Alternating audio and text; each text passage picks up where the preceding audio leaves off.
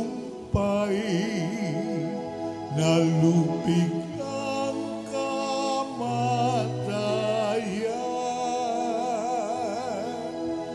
nagningning ang pagkabuhay.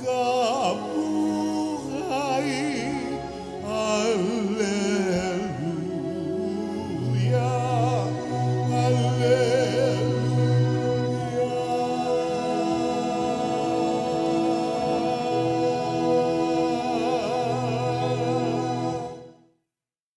Sumainyo ang Panginoon. At sumaiyo rin. Ang mabuting balita ng Panginoon ayon kay San Marcos. Papuri sa iyo, Panginoon. Noong panahong iyon, muling tumawid si Jesus sa ibayo ng lawa ng Galilea, nakasakay sa bangka. Nasa baybay pa siya ng lawa, ay pinagkalipunpunan na siya ng maraming tao. Dumating ang isang lalaking nagngangalang Jairo, isang tagapamahala ng sinagoga. Pagkakita kay Jesus, siya'y nagpatira pa sa kanyang paanan at ang samo. Agaw buhay po ang anak kong dalagita. Kung maaari, sumama kayo sa akin at ipatong ninyo sa kanya ang inyong kamay upang siya'y gumaling at mabuhay. Tumama naman si Jesus at sinundan siya ng napakaraming taong nagsisiksikan, ano pat halos maipit na siya. May isang babae roon na 12 taon nang dinudugo at lubhang nahihirapan. Marami ng manggagamot ang tumingin sa kanya at naubos na sa kapapagamot ang kanyang ari-arian, ngunit hindi siya napabuti kahit kaunti. Bagkos ay lalong lumubha. Narinig niya ang sinasabi ng mga tao tungkol kay Jesus, kaya't nakipagsiksikan siya hanggang sa makalapit sa likuran ni Jesus. At hinipo niya ang damit nito, sapagkat sinabi niya sa sarili, mahipo ko lang ang kanyang damit ay gagaling na ako. Biglang tumigil ang kanyang pagdurugo at naramdaman niyang magaling na siya. Naramdaman naman ni Jesus na may kapangyarihang lumabas sa kanya, kaya't bumaling siya sa mga tao at nagtanong, sino ang humipo sa akin? Sumagot ang kanyang mga alagad, nakikita po ninyong nagsisiksikan ng napakaraming tao, bakit itinatanong ninyo kung sino ang humipo sa inyo? Subalit patuloy na lumingalinga si Jesus, hinahanap ang humipo sa kanya. Palibhasa'y alam ng babae ang nangyari, siya'y nanginginig sa takot na lumapit kay Jesus. Nagpatira pa at ipinagtapat ang buong katotohanan. Sinabi sa kanya ni Jesus, anak, pinagaling ka ng iyong pananalig sa akin. Umuwi ka na, ipanatag mo ang iyong kalooban. Lubusan ka ng magaling sa iyong karamdaman. Samantalang nagsasalita pa si Jesus, may ilang dumating mula sa bahay ni Jairo. Patay na po ang anak ninyo, sabi nila. Bakit pa ninyo aabalahin ang guro? Hindi pinansin ni Jesus ang kanilang sinabi. Sa halip ay sinabi sa tagapamahala, huwag kang mabagabag, manalig ka. At wala siyang isinama kundi si Pedro at ang magkapatid na Santiago at Juan. Nang dumating sila sa bahay ng tagapamahala, nakita ni Jesus na gulong-gulo ang mga tao. May mga nananangis pa at nananaghoy. Pagpasok niya ay kanyang sinabi, bakit kayo nagkakagulo at nananangis? Hindi patay ang bata, natutulog lamang. Ngunit pinagtawanan siya ng mga taong. Pinalabas niya ang lahat, maliban sa ama't ina ng bata at sa 3 alagad, at sila'y pumasok sa kinaroroonan ng bata.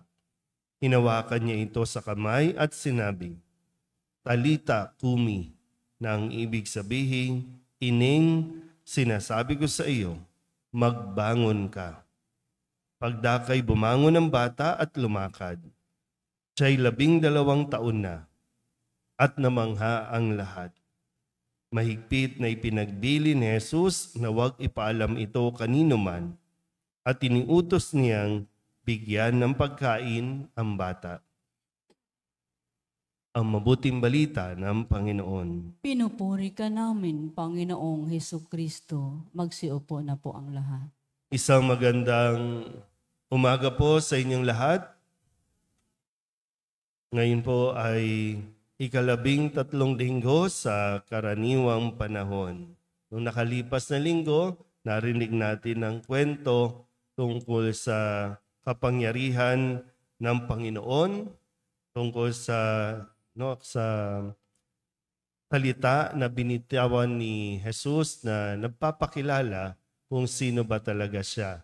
Nang siya po ay kasama pa ng kanyang mga alagad na kayang-kaya niyang patigilin ang hangin, maging ang hampas ng alon.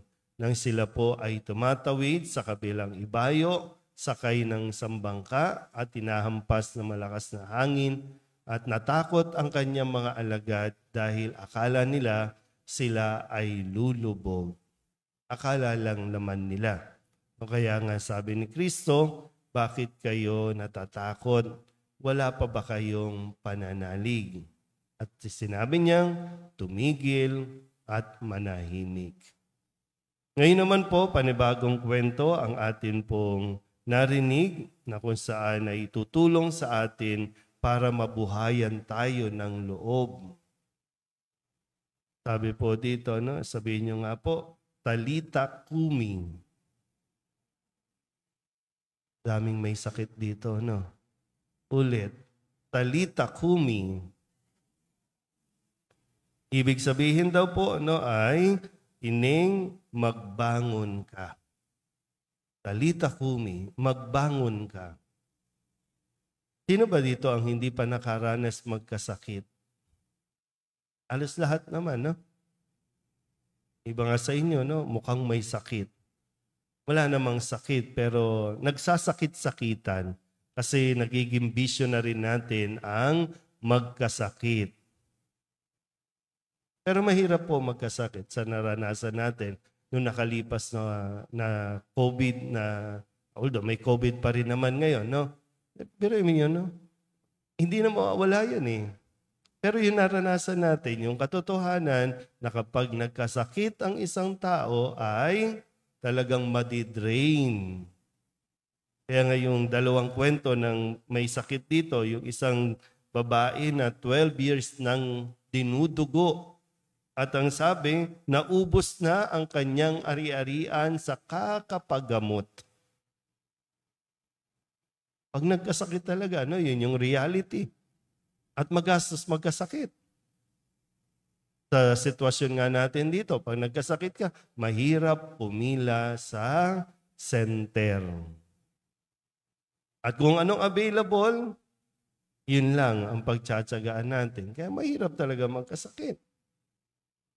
At kahit anong estado natin sa buhay, magkakasakit at magkakasakit tayo, hindi dahil gusto ng Diyos na tayo po ay manghina. Kaya nga dumating si Jesus para palakasin itong dalawang ito na agaw buhay na, namatay na nga yung isa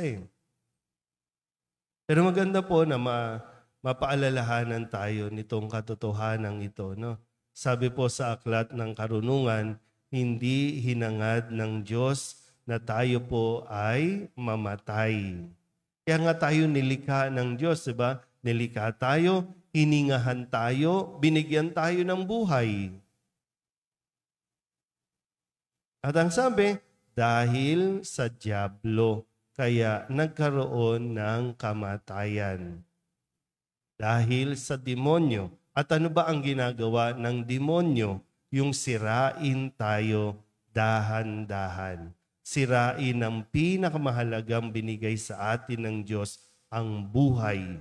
Kasi sa umpisa pa lang, ayaw ng demonyo na tayo po ay likhain ng kawangis nila. Kaya gumawa ng paraan. Lahat ng panunukso ginawa ng demonyo at magpasa hanggang ngayon, ginagawa ng demonyo. Kaya wag na wag nating iisipin kapag nagkakasakit tayo ay pinaparusahan tayo ng Diyos. At hindi galing sa Diyos ang sakit na yan. At ang katotohanan din, tanging ang Diyos lang din ang mayroong kakayanan, may kapangyarihan para tayo mapagaling. Kahit anong yaman mo, kahit anong dami ng pera mo, hindi yan kayang higitan o palitan ang buhay na mayroon ka. Kahit ano pang galing ng mga tao, yung mga science natin, na mga naiimbento nila, hinding-hindi niyan madurugtungan ang buhay mo. Malinaw po ba? Ayun. Tanungin niyo yung katabi ninyo, bakit ka may sakit? Sige. Sinong hindi pa nagme-maintenance dito? Tapos lahat na, wow, mabuti naman, no? Pero diba, pag nilayan natin na mabuti, kasi kung naituro na sa atin, hindi galing sa Diyos, ang sakit. At hindi niya tayo gustong mabuhay na mamamatay na lang tayo. Pero bakit tayo nagkasakit? Dahil, kung babalikan lang natin, siyempre hindi natin alam kung anong mga background ninyo. Pero baka pag napagnilayan mo, kasi nagpatukso tayo sa demonyo. Hindi natin namamalayan. Bakit ba nagkasakit ang tao? Di ba sa bisyo? Lifestyle? Di ba yung lifestyle natin? Akalaan, sige, okay lang, malakas pa ako eh. Kaya yung lifestyle natin, wala lang. Pero yung sinasabi, sige, okay lang yan. Magpuyat ka. Sige, okay lang yan. Uminom ka. Sige, okay lang yan. Magbisyo ka. Konti lang naman eh. Ano bang sinasabi? Sige, mag-take ka ng kung ano-ano mga pills para sumeksi ka, gumanda ka. After 10 years na puro chemicals yung katawan, at tapos aasahan natin na walang mangyayari sa katawan natin? Sige, abusuhin mong katawan mo, sige. Gusto mong yumaman, di ba? Magtrabaho ka ng magtrabaho. Kahit linggo, magtrabaho ka. Ngayon, bakit kayo may sakit? Sagot. Yung sakit nyo, kahit yung ugali, di ba? Kahit yung ugali. Kaya bakit ka na high blood? Lagi kang galit. Ay, ano ba yung galit? Di ba? Isa sa mga kasalanan yan. Di ba? Yung kahalayan, yung galit, yung pride, di ba? Tapos, pag nagkasakit na, di ba? Lalo pang umiinit ang ulo. Nakakatulong ba kapag may sakit ka na magwawala ka, magagalit ka, tapos yung sasama ang loob mo kasi hindi ka inaasikaso? Nakakatulong ba yun? Uy, sagot. Gusto ko lang maintindihan natin, kasi kadalasan ang sisi natin sa Diyos na dapat kung magkakasakit tayo ay mas kumalma tayo at lumapit tayo kay Jesus. Kasi siya lang ang makakapagpagaling sa atin. Hindi ang pera mo. Kahit itapal mo yung pera mo dyan, hindi ka gagaling dyan. Kahit lunukin mo ang pera, hindi ka gagaling dyan. Pero isang magandang panggising na kung may sakit ka na, okay, hinay-hinay lang, may sakit ka na, pagkakataon na ito para magbalik loob sa Diyos, alalahanin mo ano bang naging pagkukulang mo sa Diyos. Kahit malubha pa yan. Minsan nga po, mas maganda pa yung nagkasakit ka kaysa yung biglaan. Kasi kung nagkakasakit ka, nabibigyan ka pa ng pagkakataon na makapagnilay, nabibigyan ka pa ng pagkakataon na bumawi at gumawa ng mabuti. Kaya nga sa ikalawang pagbasa, di ba, ang sabi ni San Pablo sa mga taga-Korinto, manguna kayo sa kawang gawa. Yung para kung dumamay ka, tumulong ka para pagdating ng araw, ikaw din naman matutulungan din.